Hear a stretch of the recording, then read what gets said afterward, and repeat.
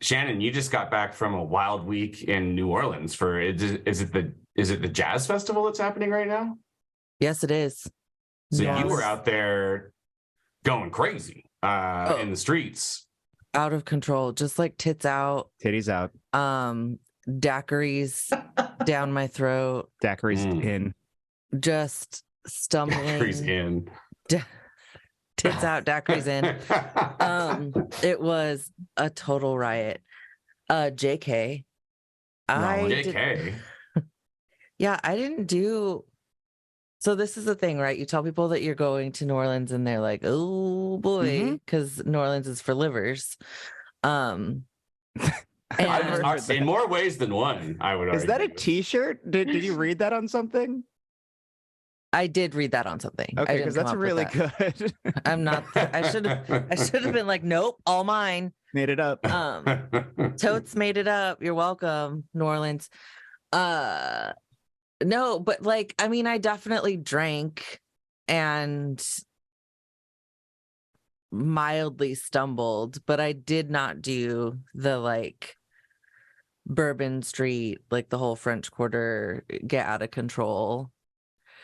Wait, did you go to the French Quarter though? No, I did not. You didn't? You went to New Orleans and you didn't go to the French Quarter? No, very close. Could have done it, but no, I went to shit, I can't remember the name of the street that I was on. I'm sure you can. What did you do there? I'm gonna do a heresy right now and say that the French Quarter is a lot like fancy Old Sac. It is a lot of drinking and a lot of beads and a lot of t-shirts. I don't disagree with that. That's pretty accurate. A lot of vomit. So I mean, Bourbon Street is a lot of vomit, I would say. There's like the thing about the French Quarters is so much bigger than Old Sac, and it has like different areas of it. So there is like the vomit area for sure, but then there are other areas with less vomit. It's where you go to vom. I wish we had like a bigger vom quadrant here. There's so much cool stuff to see in New Orleans that has nothing to do with that. Where's the vom quadrant? So we went first of all, my flight situation, pardon me, my travel to New Orleans got just completely fucked.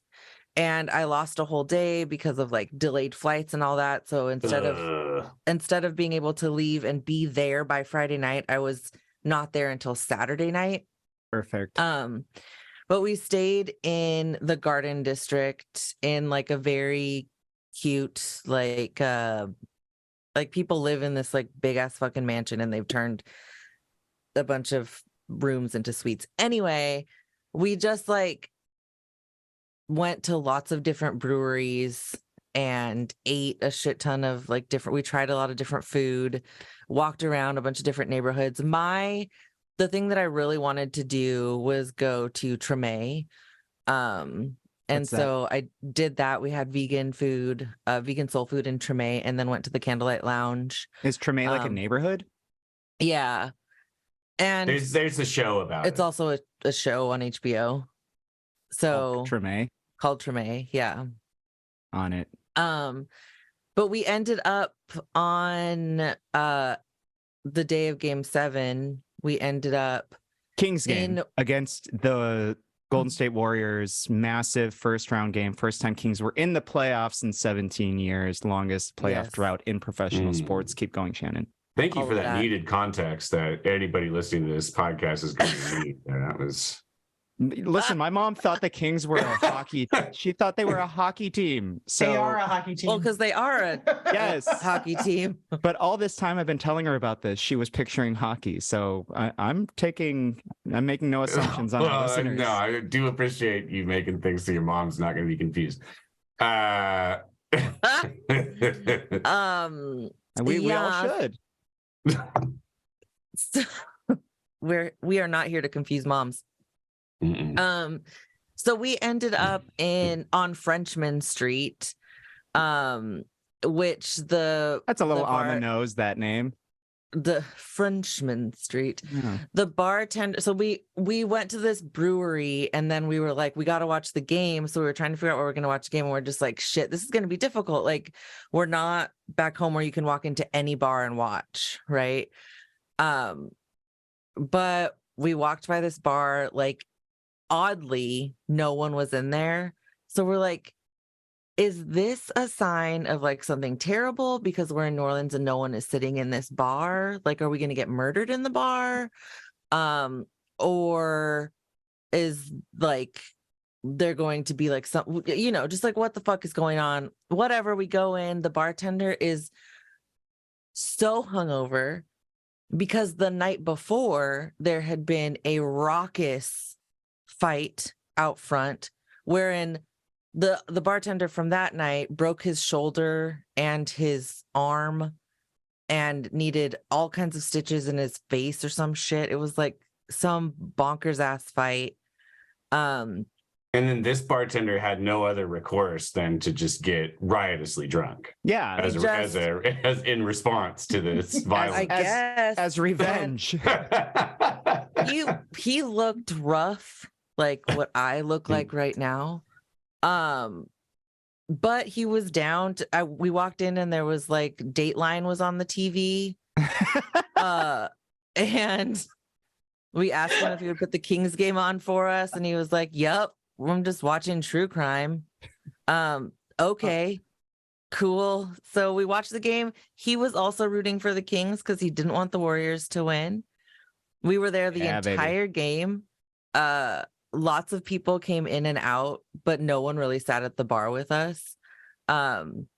Most people cheering for the Kings. So, and there was sympathy for the loss at the end of the day. But I do feel like it's a very unique experience to like sit in a bar in New Orleans, not have a ton of people show up, but lots of, as a Californian, quite weird people saying, "Can I get a beer to go?" I love that. Oh, and the bartender being like, "What would you like?" Yeah. The Like, fact of that you don't course. have to pocket it out there. Oh God. Yeah. That's Or good. like you're leaving the bar and they just like, they're like, yeah, here, there's just piles of plastic cups everywhere for you to take your drink with you. There are drive-through daiquiri bars. Mhm. It was the craziest thing I'd ever seen. I spent a lot of time in the Gulf Coast after Hurricane Katrina. And one of the first things that reopened were all the daiquiri bars. So you could drive through and get like a giant styrofoam cup full of booze. Oh yeah. Everyone in the car could have one. The driver can't like be physically drinking, but can have one. Right. That Well, they is like give it to you so and they're funny. like, yeah, don't drink this while you're driving. Yeah, when you get where Right. you're going.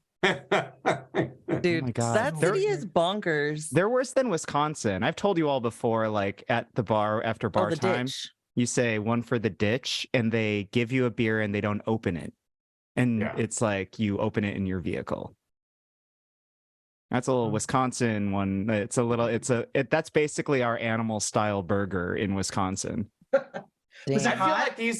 like that's like a gotta be a holdover from when cars only went like 30 miles an hour or something, right? So you could like Horses. You can take your horse through you, the you can daiquiri like, yeah, you drive. can Yeah. drink and ride a horse, right? Like it's That'll not be fine. I mean, I'm sure it's not legal. One for se. the ditch. Was it One was for it the hot? horse. Hot at all? Okay, Humid? so here's the thing. As a fat, cranky person, I was like, I don't want to go to New Orleans where it's going to be like humid as fuck.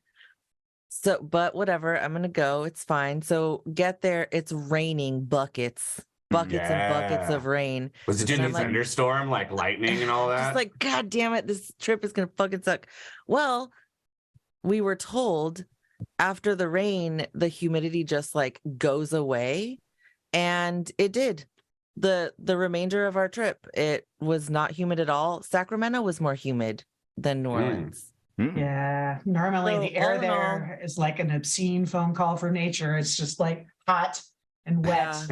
Yeah. No, we had great weather. It was, you know, everything about the city was great. Even the crawdads in the gutter. Nice. Dad's in the gutter. a Man, I've only memoir. ever been there like in August, and like you can only be outside for about 15 minutes, which is fine because when I'm there, that's usually about the amount of time it takes me to get to the next bar that I'm attending. Attending So like a course. when they do roll call. Skylar Present. Henry. Skylar Henry. Here. Here. Present and accounted for. Yeah, kind of here. Well, I'm glad you had a good trip. Yeah, same. Yeah, it was great. I would do it again. So maybe next time I'll have a daiquiri. Oh, we should do a voices trip. Oh man, now that's a good idea. Man, Or honestly, now that I thought about it for more than 3 seconds, that's a terrible idea. we're all gonna end up like in the fucking drunk tank. Yeah. We're gonna be the crawdads in the day. Yeah. We will be You the gotta- crawdads in the gutter. You got to work real hard to get arrested.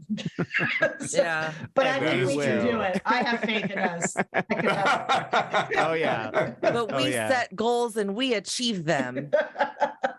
Do as We're we say. livers. Yeah, we are Because we are livers. livers. All right. Well, let's start the show. Yeah, let's do it. That sounds cool. Voices, the things they said. Voices, some from those dead. All the voices heard. Voices, things we say. Voices, they're in your head. All the voices heard. Oh. Hello, everyone. You have Kempa. And you have Shannon. And you have Michelle. Here we are. Damn. Here we are. This Ready is for an us. episode. One more. Yeah. Before we begin, though, Mm, folks, we love what we do. If you love what we do, do you? consider going down to patreon.com/voicesrivercity and contributing as little as $5 a month. We do have premium content that you cannot see otherwise. We will have events coming up that you cannot go to without being a patron. I mean, that's about it. But you know, like literally support us. Like, you know, There's really, mugs and there's stickers. mugs. Go to our site, voicesrivercity.com/shop. We've got plenty of merch. Man, we should really start pushing different merch out these days. We haven't done that in a while. Next event. But beyond that, how are you two? What's up? What is up? Good. How's it going? Deep up in the legislative session. Yeah. Looks like it. Looks like Tony, the Democratic Senate pro tem of the legislature, just took, what was it? $210,000. $210,000 from California's landlord lobby. So sorry, renters, this will not be your year with the Democrats. So Weird. yeah, keep an eye on that. It's weird how Democrats don't actually do what working people want them to. I don't know why. I can't figure it out.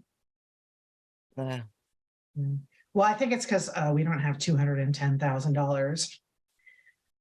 I guess not. Yeah, give- true that. Man, maybe we should become landlords. I am a landlord. Hey, And I gotta let's all tell you, become I wish I had $210,000. Yeah, but you're the class trader landlord. You're the I goodie. am a class trader landlord. Yeah.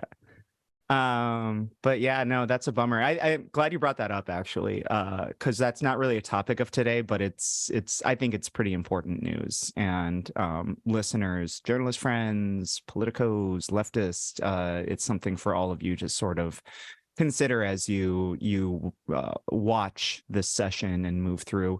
Because you know how they work in the state capitol. They kill things in these little committees, and they let them die there so they don't have to make votes.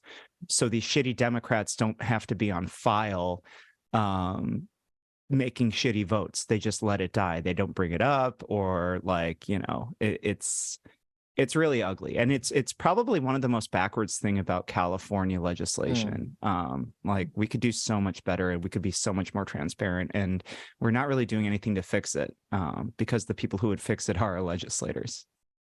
Yeah, Yeah. the system is working exactly as it's designed to, and which does kind of lead in, I think, to our topic this evening, our first topic. Look at us with the Yeah. segs. Yeah. Well, our first topic of the night.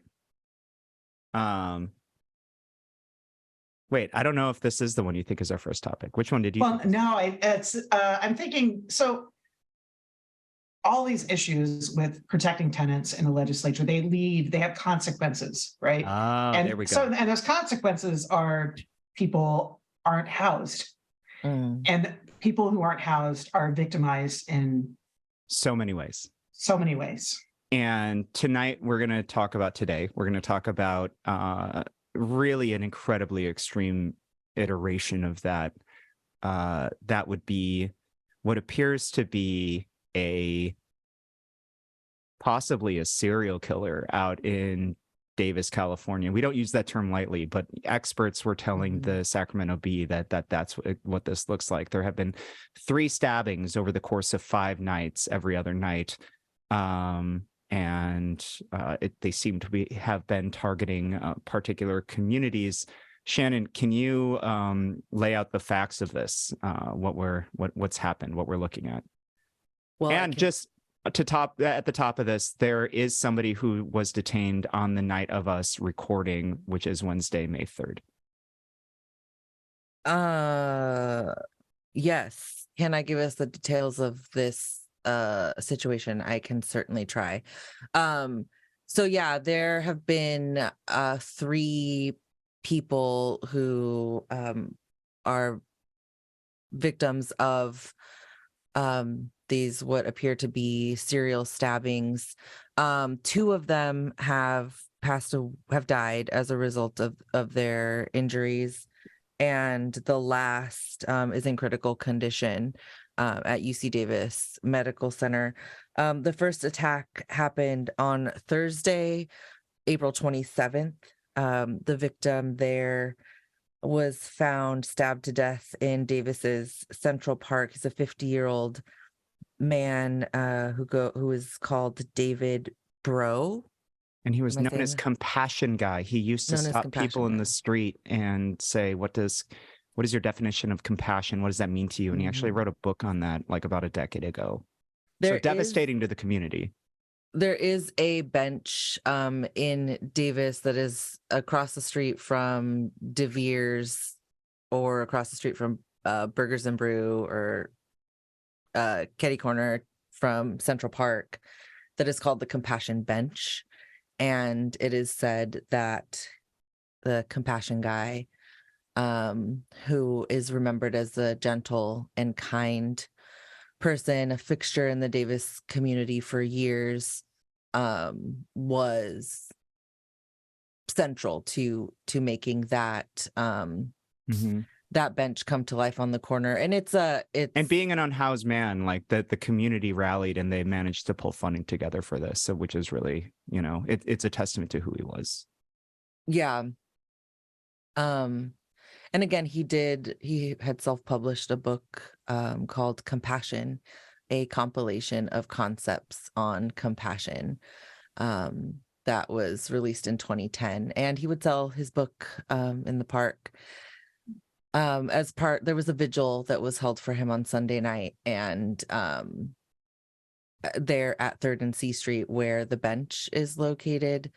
And one of the things that is still there at that bench is there's a clipboard with the question, what is compassion, and like a notepad, so that people could continue to answer the question that David himself asked people in that community for many, many years. So yeah, David was an unhoused man who had graduated from Stanford University before he moved to Davis and made Davis his home, although he was unhoused. Very, very well known by the service orgs around town and by electeds and just by, you know, folks in the community because of the space that he held, as just someone who listened and embodied compassion and challenged people to really think about what compassion compassion embodied is. And then a couple days later, on Saturday, April 29th, at Sycamore Park in Davis, a UC Davis senior, I said UC Davis, sorry. Kareem Abu Najim, who's 20 years old, was found a little after 9 o'clock with multiple stab wounds, and he was declared dead there at the scene. He was born in Lebanon and moved here into the U.S. in 2018. He went to Davis High, graduated in 2020, and this June he would be graduating from UC Davis with a bachelor's in computer science, according to the university. As a 20-year-old. As a 20-year-old, yeah. That's like, he just moved to this country. His father is a professor at UC Davis. Just really impressive kid that it just seems like everybody had great things to say about him. So yeah, that's another one that's hard. He had done software engineering internships with well-known companies, was very involved in neuroscience research. And yeah, he is remembered as being an exceptional talent and a bundle of energy. And then the last victim, or the most recent victim, I guess, Monday night, that would be the May 1st, a woman whose name I know has been released, but it was released by the Davis Enterprise, but not other outlets necessarily. Her camp mates referred to her as Kim, 64-year-old woman. And a lot of camps had, after those first two stabbings, word was getting around, a lot of camps started to bundle together to try and take care of each other. And her camp actually saw this guy. They saw this alleged assailant, like 2 hours before this happened, sort of hiding in the trees looking, and he fit the description of the previous stabbings. And I think they like called out to him. They called the cops. The cops didn't show up because, I mean, we'll get into that later, right? Like, whenever unhoused folks call the cops, are they going to show? Do they ever show? They're not respected. And so the cops didn't show. They all went to bed, and 2 hours later, her neighbors woke up to her screaming, asking for help. That man with the curly hair is he's here. And one of her campmates probably saved her life by diving basically at her tent while still in his tent, and knocking the guy over and forcing him to run away. So she is still in the hospital. Sorry, Shannon, I took that one away. That's okay. This victim was stabbed through her tent. She was in her tent. The person gave no shits about that, stabbed her through her tent. And this took place at like 2nd and L Streets, which is where there is a sizable encampment there. So, all this, we are recording on Wednesday, so this all went down Monday being the last Monday at 11:45 p.m. And then we had not really heard much of anything until this evening, Wednesday, May 3rd. A couple of hours ago, as previously mentioned, we heard that someone matching the description of the alleged attacker has been, it's a person of interest, has been apprehended and taken to the police department. But it appears that this is, two unhoused people and a student walking late at night. So yeah, I mean, Shannon, you had a lot of thoughts before this, because I wasn't sure, this is not a topic we've covered before on our show, potential serial killer. But you were discussing a couple things, one of them being that our most vulnerable community, folks who are unhoused, appear to have been a major target here. Can you talk a little on that?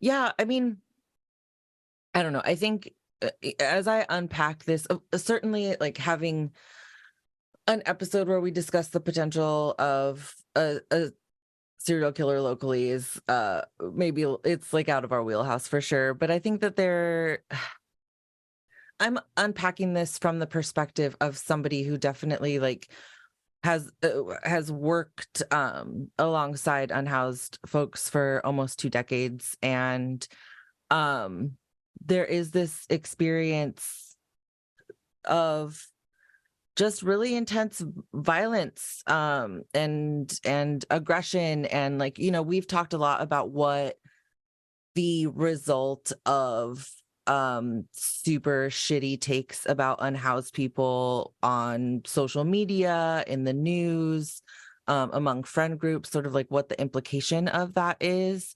And while we don't know what's going on here yet, we don't know the person's motives, I think there are some things that can be said, that there's, a small pattern of attacking unhoused folks, and that the Davis Police Department it doesn't seem that they were equipped to deal with something like this, right? Like, and in a community like Davis, which is like hella fucking privilege, and that is not to say that there are not people living in poverty there. Totally. Yeah. But it is to say that there are a lot of people of privilege in this area where housing prices are bonkers. Affordable housing is a joke. And there seemed to be especially with the compassion guy, like it wasn't as if they led with he was an unhoused person when they talked about his death, I think it's a really important part of this story that needs to be told. So I don't know. I guess it's when I like sum up my feelings about my thoughts about all of this, it's really again, like, the cops do not protect us. They do, and they certainly don't protect unhoused people, because when an unhoused person called and said, "Yo, we think the guy is here," they didn't fucking show up. I mean, it's as simple as, if these two had a door to lock, would this have happened to them? Yeah. And if Davis were a community where unhoused folks, and this is true anywhere. Like, I have had unhoused folks that I know who were murdered by stabbings here in Sacramento. Yeah. And it happens at an alarming rate. Yeah. For this past fall, in and around Stockton, there was a serial killer, I think, who there were 7 victims, and 4 of them were people experiencing homelessness. Like, right. And the narrative, when local electeds, and we see this even in the legislature now, they're putting all these bills forward and ordinances to protect us, from people experiencing homelessness, to make sure they're not camping near kids, casting the shadow over them like everyone's violent, when in fact it is people experiencing homelessness that are the victims of violence, Right. At much higher rates. Our local assembly member, Josh Hoover, put forward his AB 257 this year, saying that people experiencing homelessness can't be near schools or parks or whatever. Right. To them, they are the criminals. Yeah. And, these legislators go into committee and they just talk about, they pick one crime and focus on it by one, person who lives outside. But, they are not talking about David Breaux. They didn't say, he's a man who was experiencing homelessness. They talked about how wonderful he was. Right. Right. And they should, that is part of his identity, is that he 100%. is a person who lives outside. And you have to say that because we are erasing the violence that gets done to people who live outside. Yeah, I mean, it is funny. Like, they don't go to the legislature and talk about this one man's sort of like deep focus on compassion and say, well, most unhoused people must be like this, All they do is focus on that other end, when someone's experiencing a crisis or somebody does something, and they try and, paint that broad brush that they're all criminals. They're showing their asses. It's also like that this happened in Davis. I think there's two things that come from that. One, it made the news, that, and plenty of unhoused folks are found dead or murdered in larger cities, and they don't make the news, right? So like the way that this story is told in a smaller town, and also that it happened in a town where there is a common theme of like, bad things don't happen here. Like, we're Davis, bad things don't happen here. And the reason I say that is like, I think it's fucking horrible that this shit happened. It's heartbreaking. It's devastating on so many levels for so many people. But if it's happening in Davis, it's happening in other places, I think is one of the things to walk away from. I mean, I think that's a big part of it, that there's less noise out there, than in a place like this where this kind of thing out here, it's less likely for, our cops to pull it out, pull out patterns and stuff, for whatever reason. They're, I won't assume one way or the other, but it's less likely out here, right? Yeah, that's a great point. I think this also comes on just following, and now I'm going to get the timelines wrong, but Banco Brown, a trans houseless Black trans unhoused individual, was just killed in San Francisco. And there's also the unhoused man that was held essentially in a chokehold in New York. And all he did was go on a train, and he spent days saying, I'm thirsty, I need help, I need food. And in this one incident, he didn't touch anyone. He was saying these same things. He pulled off, I believe like he threw a shirt on the ground. Mm-hmm. And then this 24-year-old white guy puts him in a chokehold and kills him.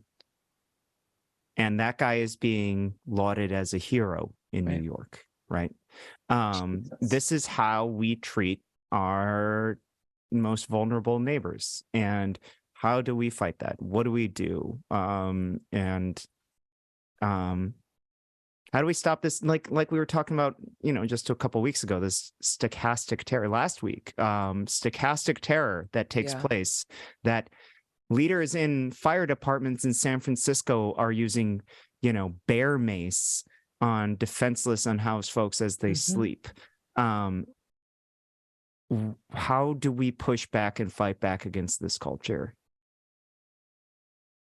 Yeah, I mean, I don't have an answer to that question, and I know that is not a question that you're directing necessarily at either of us, but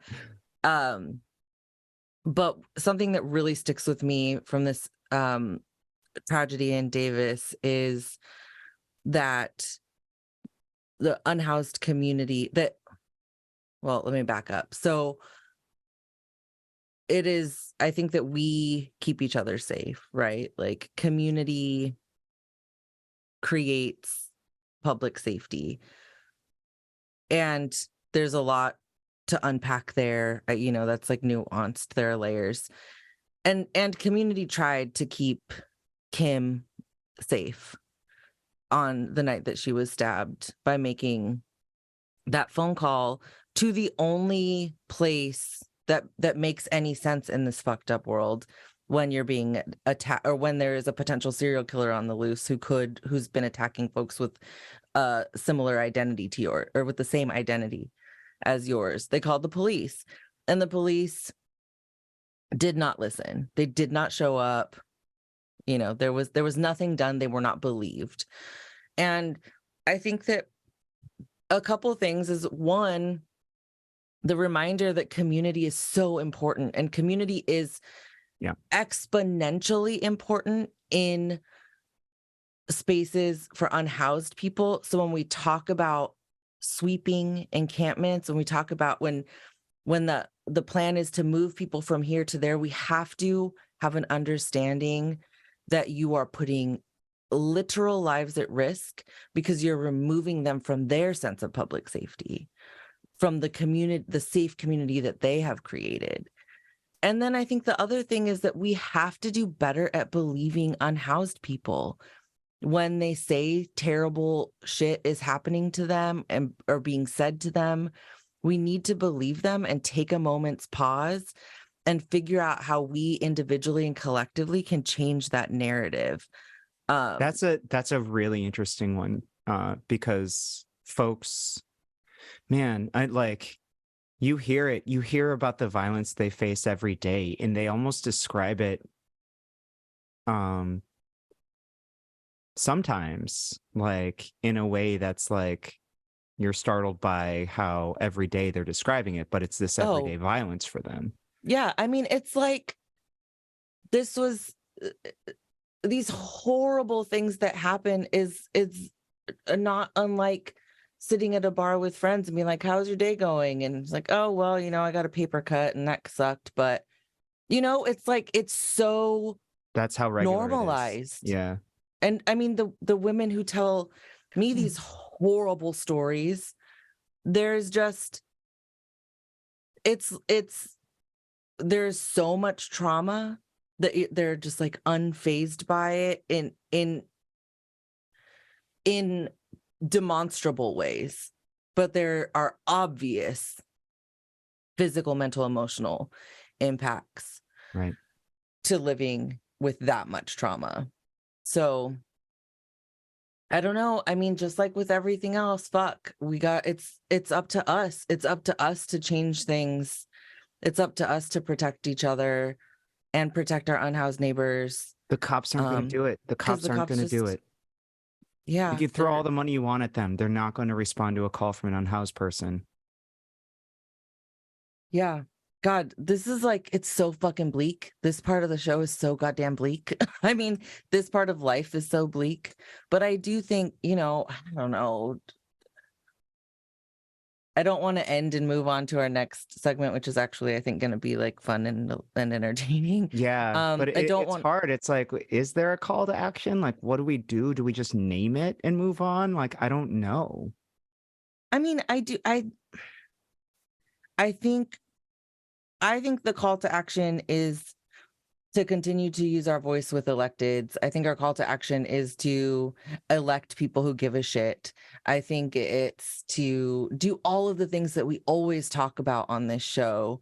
But now, now that this has happened, we do so with the awareness that there is another layer to it, and that we are we're working for so many things, including protecting unhoused people who experience violence at wild rates.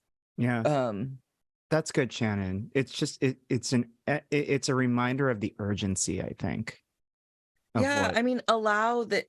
Unfortunately, I think that this is a reality that sometimes we have to allow tragedy to be the fuel to help us make a change, or to help us to continue working toward change. And, compassion, as David Bro, he would, I think, ask, what is compassion to you? And in his memory, may compassion be remembering who he was, what he worked for, the message that he wanted to send, and continue to fight for a better world, because we know that it is possible. I think that's it. There is no seg to this next. No, there's not. It's like, oh, that's really fucking terrible. And now let's read this really stupid piece that's actually going to make us laugh. I can tell you something good. I can tell you something good that happened. All right. So there's this great coalition called Equal Rights for Every Neighbor that is made up of statewide and local groups and people who are experiencing homelessness calling in from their tents. And they were able to beat back both of the really terrible bills put forward by Senator Jones and Assemblymember Hoover that would have swept people experiencing homelessness away from schools and libraries and parks. And both of those bills went down in flames. That's a fantastic lead into the seg, actually, because I know both of those bills were strongly supported by one piece of shit, America's landlord, the one and only Stephen Maviglio. Stephen, baby. Forza Comunicaciones. Okay. So, Steve. Que cazzo fai, Steve? Okay. So, Maviglio is known most famously for going on Fox 40 and claiming that a sexual assault victim, incorrectly claiming, lying, and saying that she took money from Deadspin to come forward about what she went through. By the way, she was 16 when this happened to her. Quote, we're not sure if she was paid for this. Deadspin sort of waffled when they were asked about this. She's not talking to the Sacramento Bee because the Bee doesn't pay. Maviglio is trash. Trash. Bottom of the barrel, a quote like that, never apologized, never acknowledged, nothing. That's who this fucking man is. He's also known for during the George Floyd protests in DC when the cops were beating people. A man took them into like 80 some folks into his home to protect them from the cops, and turned out Maviglio was this man's landlord. God. And he tweeted that if this man was really a hero, he'd be paying his rent. He'd just pay his gosh ding this was rent. The pandemic. This was the height of the pandemic when many of us could not pay rent. Maviglio is the trashiest of the trash. He's the scum of the earth. Now, our dear friend Steve appears to be friends with Cecily, God, what's her last name? Hastings, publisher of Inside Publications here. The very best birdcage liner going in the city of Sacramento. Oh, yeah. If you live in a neighborhood with a bunch of shitty white people, you definitely have this paper on your corner. And Inside is one of my favorite things to read, actually. I think it's like really the all-star playlist of washed up shitty white people like Ari Grasswitch and Maviglio, folks like that. And it's sort of hopefully, an illustration of the past of this town. But Maviglio, he was commissioned by our dear friend Cecily to do sort of a broad look, a 50,000 look view, foot view of the 2024 Sacramento mayoral race. I wanted to do a real quick reading series on this one. So if you will all indulge me, again, Inside Sacramento. It's titled Mayoral Intrigue. Subhead, City Voters Deserve Choice in Top Leadership, which, yeah, fucking of course, by Steve Maviglio. Okay. Contenders for the 2024 mayor's race are quietly jockeying for position, but it's all talk until December. That's when candidates must file paperwork for the March 5th primary election. Between now and then, it's a waiting game to see who might want to replace Darrell Steinberg. Knowing candidates have 7 months to make up their minds, we decided to look at who might, or should, solicit endorsements, raise money, and get the required documents into the city clerk's hands by December 8th. And he gets right into his first candidate here. Sacramento County Supervisor Phil Cerna would be the 800-pound gorilla in the race. Oh, Did we just stop there? Just stop with that one real quick. Because like we knew there would be like the racist... ultimate nepo baby, right? Like, yeah, this guy is in elected office because his dad, was Joe Cerna. Oh yeah. Well, I mean, and he is like watched over, the population of people experiencing homelessness explode and done almost nothing to stop it. Yeah. Oh yeah. I'll get into Steve's dog whistle in a minute here then. Like, let's just start with that. Phil, I don't think he's ever really run for office in his life. I think it would be very funny to watch him try. Can you see him like doing a debate or a speech or talking to people? No. I love to think about it. Oh, sure. I'm thinking about it. I'm liking it. This is the guy who, by the way, like said that he didn't give a shit about the Boise decision and he wants to start sweeping homeless folks again. Like he says they're all Democrats on this slate, but he is as reactionary as you get these days. But can we, on top of that, 800-pound gorilla? You're saying this about a Latino man, Steve? Like, the fuck is that about? Yeah, that's not even a dog whistle. You can't even call it that. Like, it's like fucking upfront. Okay. And Inside Sacramento's like, yeah, I'll run that. Gonna go for it. Straight to the presses. You nailed this one, Steve. Sprint. Okay. The son of the city's beloved first Latino mayor, the late Joe Cerna Jr., Cerna has made his mark in 3 terms on the county board of soups. Right, we already covered this. Cerna has a reputation as a coalition builder who gets things done. Okay. His backers cover the political spectrum, from Democratic activists, okay, to the business community. A county supervisor is arguably more powerful than the mayor of a city with a weak mayor system, but Cerna is believed to have lost faith in the city's elected leadership. Any final thoughts on Steve's assessment of Phil or Phil himself? Let's see. So Phil Cerna, in his role as a supervisor, so the Board of Supervisors these are the folks who get the Health and Human Services money, right? Yeah, and we hear about this all the time. People, I think, really misunderstand where those services are supposed to be coming from. And the idea that he would go from like completely neglecting his duty at the Board of Supervisors to being the mayor of Sacramento, I will argue with anyone that homelessness is the biggest issue in this town. That is laughable. And I don't know how he could possibly stand up on a debate stage with anyone with even passing skill in debate and survive it, because it shows how stupid and out of touch Maviglio is in this piece, that he front loads it with electeds. It's like, given our current material conditions, you think people want folks who are status quo? Like, that's a problem. Like, no. Okay. On to the next. Assembly member Kevin McCarty, wait, is that the next one? Yeah, it is.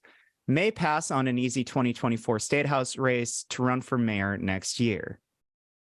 Should I stop it there and just So Maviglio doesn't like Kevin McCarty. Because Maviglio was part of the KJ team, Kevin Johnson, former Mayor Kevin Johnson team back in the day. And Kevin, to his great credit, and people may argue with me about this one, was the sole dissenting voice against public funding for the arena. And so Kevin McCarty, not Kevin Johnson. Correct, Kevin McCarty. And so Maviglio has not, I don't think, liked Kevin for quite some time. And also Kevin McCarty wrote and passed what is one of my favorite bills of all time, the Kevin Johnson sexual harassment training bill, AB 1661. And I don't think Maviglio or Kevin Johnson ever got over it. Yeah, that makes sense.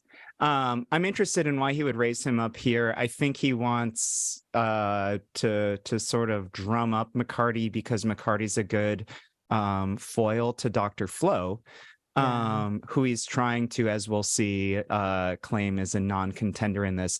I think if Kevin joins, it's a really, really dumb fucking move. I'm concerned that it splits the black vote.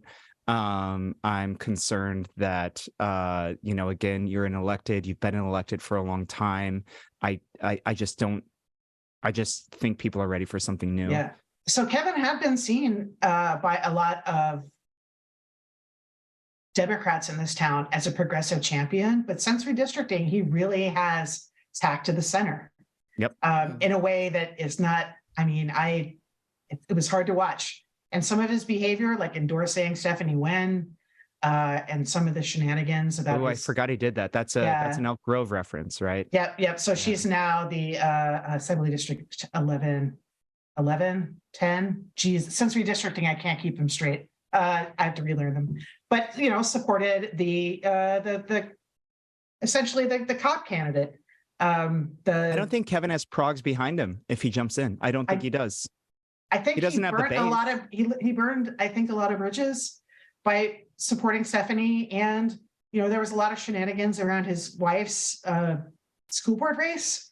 He played hardball with a lot of people who weren't inclined to endorse her, and it just seemed like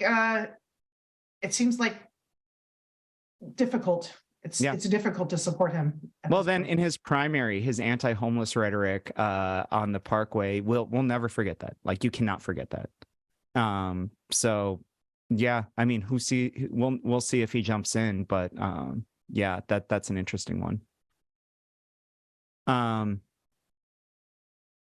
Maviglio kind of sets him up here as you continue reading for all the reasons why Kevin shouldn't run. So he's kind of a that's. So let me keep reading. He can't run for both assembly and mayor and would be termed out of the assembly in 2026. McCarty served on the city council and was active in opposing the downtown arena. That will piss off the Inside Sacramento readership. He accomplished much in the assembly, including legislation to protect the American River Parkway from being overrun by homeless encampments. Again, that's the anti-homeless shit I was talking about earlier. He's politically savvy and has cruised to victory in assembly races. Anything else on him before we hop on?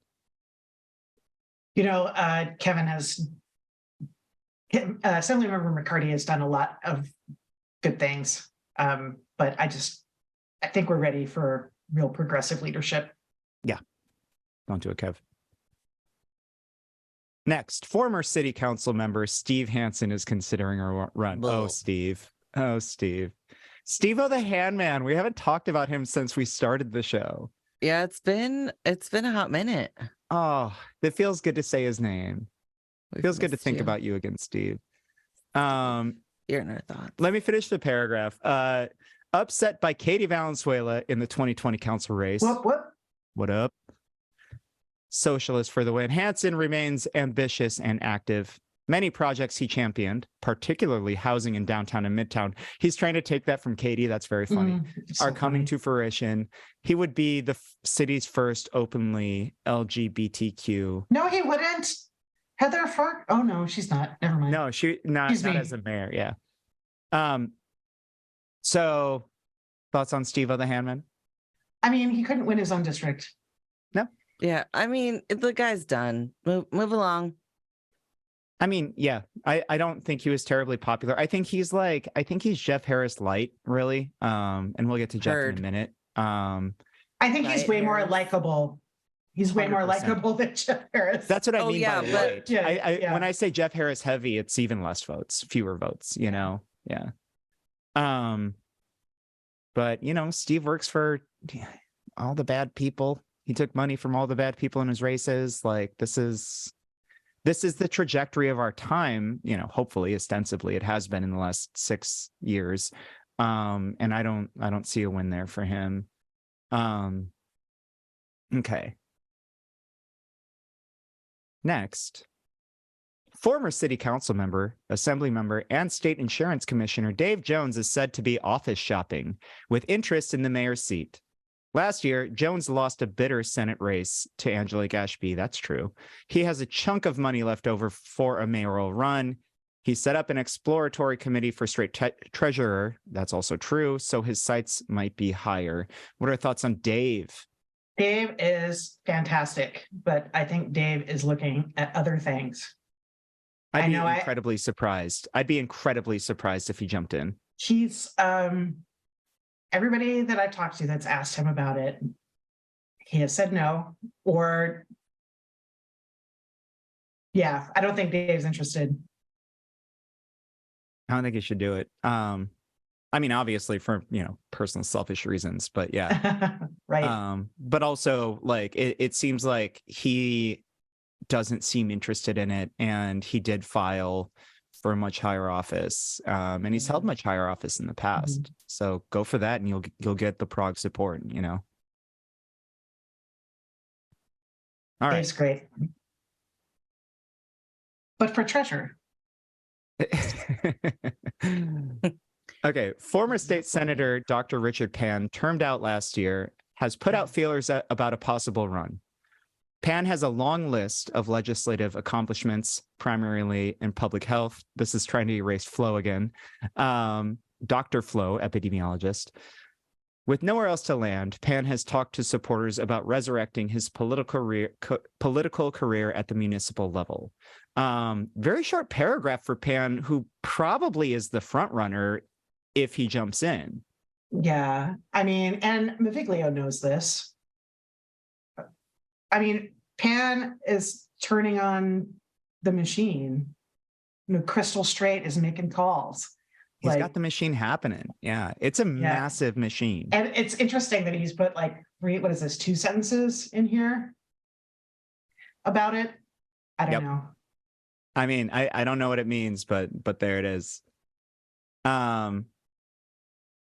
Next, our favorite guy, former city council member Jeff Harris is very likely to run. Cannot There's no wait. love. Harris, folks, got districted out of his own district and like is no longer on city council, and he despises the left, capital L left. There is no love between Steinberg and Harris, which that's nice to hear. That makes me like Steinberg more. Mild-mannered Harris would have backing from the business community, plus a strong base in East Sacramento and River Park, communities he lost through redistricting. Harris is known for responsiveness to constituents and forward thinking on homelessness. That was my favorite. Thinking on homelessness. It's my favorite. When I read that piece, I just puked, shit my pants at the same time, and then drank a bottle of tequila. Line him against a wall. Is that what you mean by forward thinking? You fucking Nazi! Like, oh. It's so bad. It's such a bad take.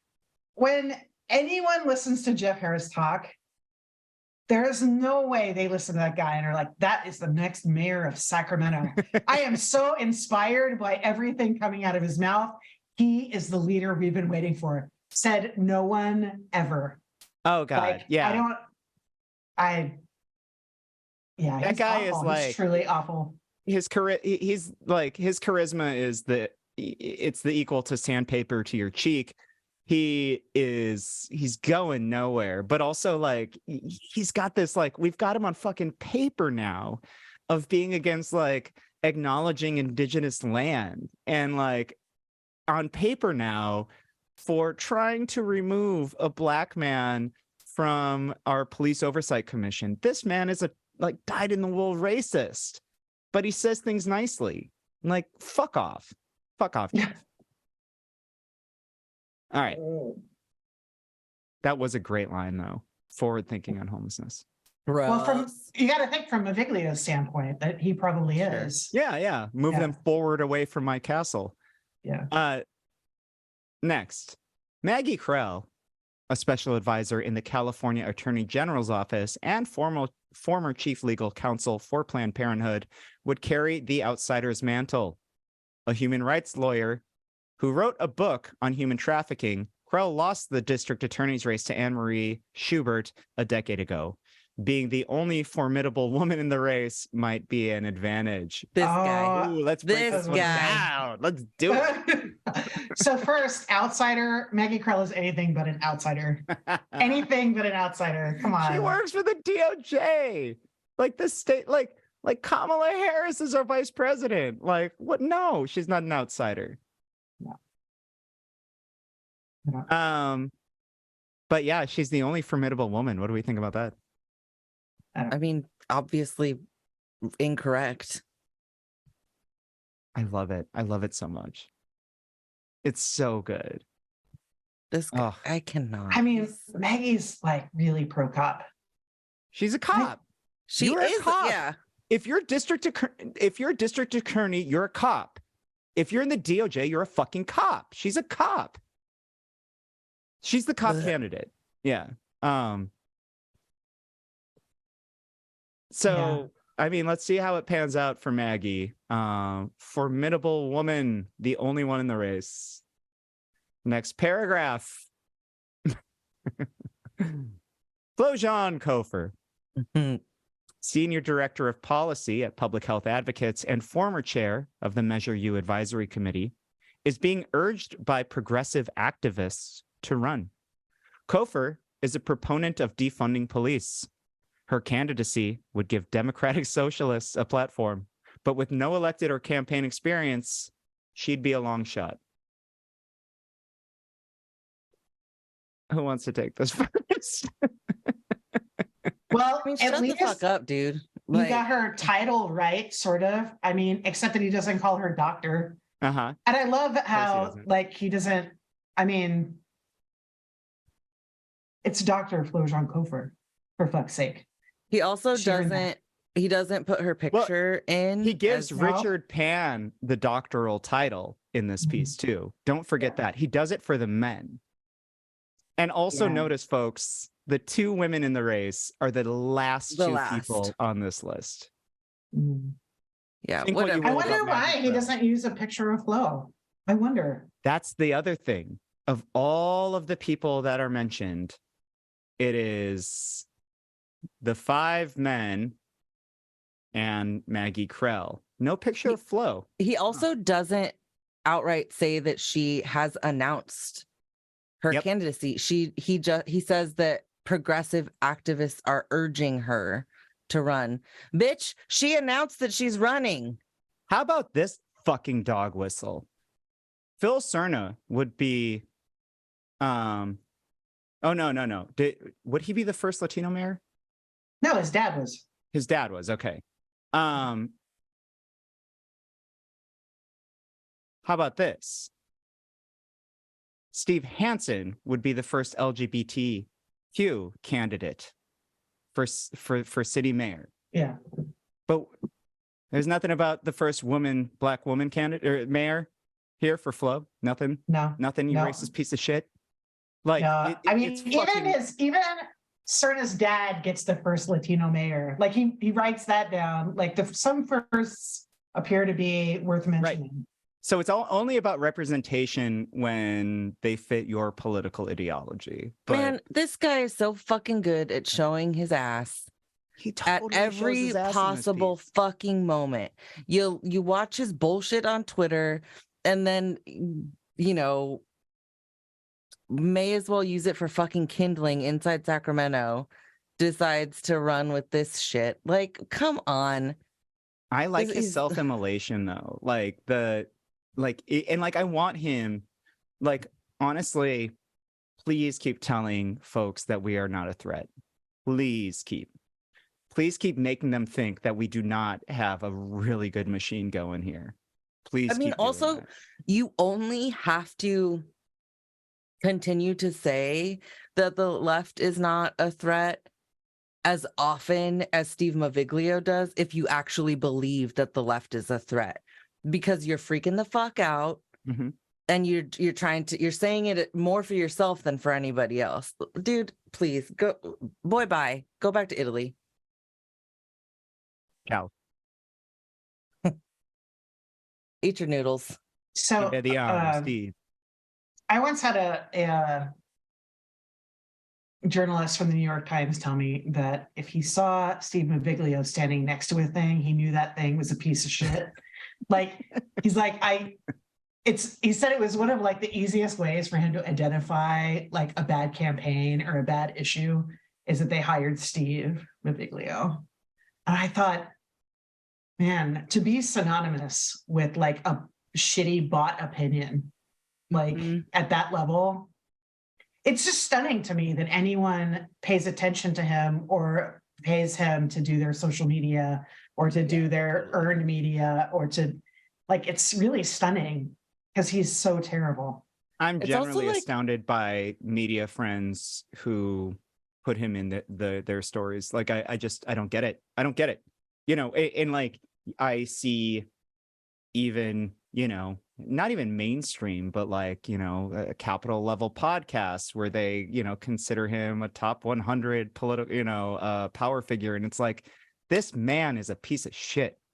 And you continue to fucking legitimize him. But keep doing it. And we'll keep doing what we're doing. Well, I mean, it tells us who they are, right? Yeah. God, he's so fucking gross. He fucking sucks. And It is. we take up a lot of room in his head, by the way. Have you like look? No. I Look at his turned Twitter. my Twitter off because it's terrible, and I think everyone should. But Good for you. like, he posted a video of me at Katie Valenzuela's fundraiser. Oh yeah, I'm she like, doesn't even live in the district. I'm doesn't like, even go here. bitch, like, I used to live there, but I got priced out, so now I live in Tahoe Park. What? And it's like he doesn't understand that what one city council member does affects all of us. That Shauna Lowy is such a shitty vote, like, that affects me. It Like, does. whether or not I live in his district. If you live in So- Sacramento, it affects you. Yes. And so you should care about every single council member race, even if you don't live in their district. And Steve Maviglio, divide and conquer, classic strategy of the capitalist class, not going to work anymore. We're forming slates. We're fighting together. We're locking arms. But yeah, no, keep saying we don't have a chance. Let's see what happens. That's what they said about Katie. That's what they said about a lot of our friends. Yeah. So I think that's the end of the episode. I took us a little Anywho, long. there's one last paragraph though. Oh, right. You want me to read that? I do. Okay. Okay, Michelle. Without term limits, an open mayor's seat comes along once in a decade or so.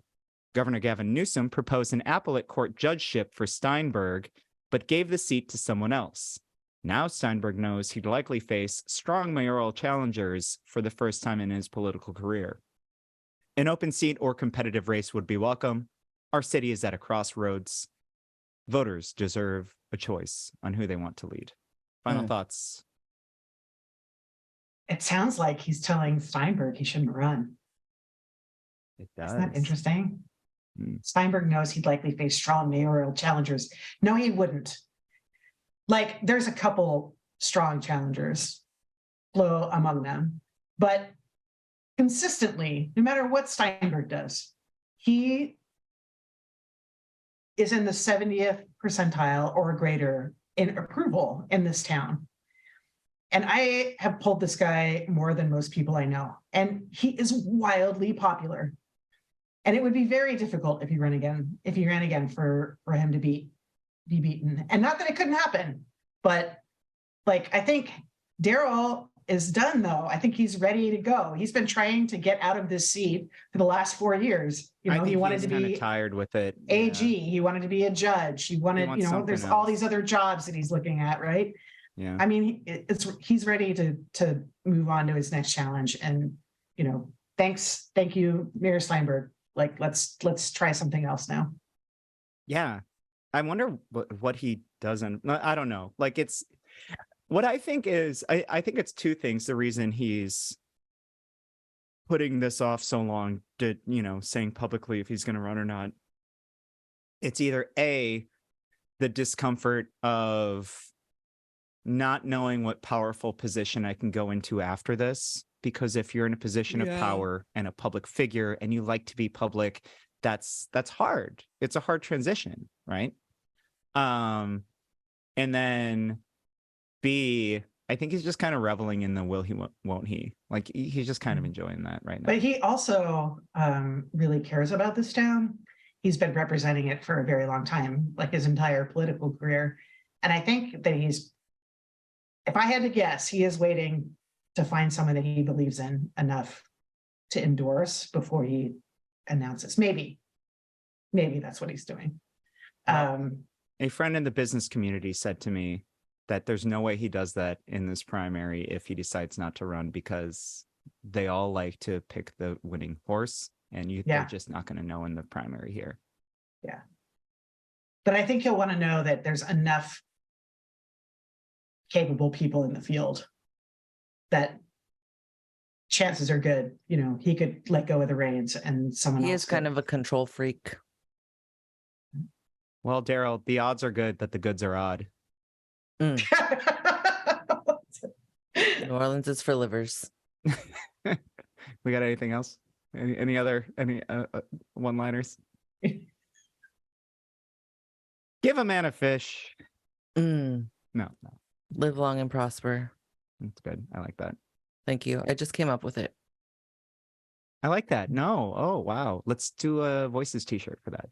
Yeah. Yeah. It's a good socialist. Yeah. All right. Anything else before we wrap? No, I'm very fucking tired. Let's go drink.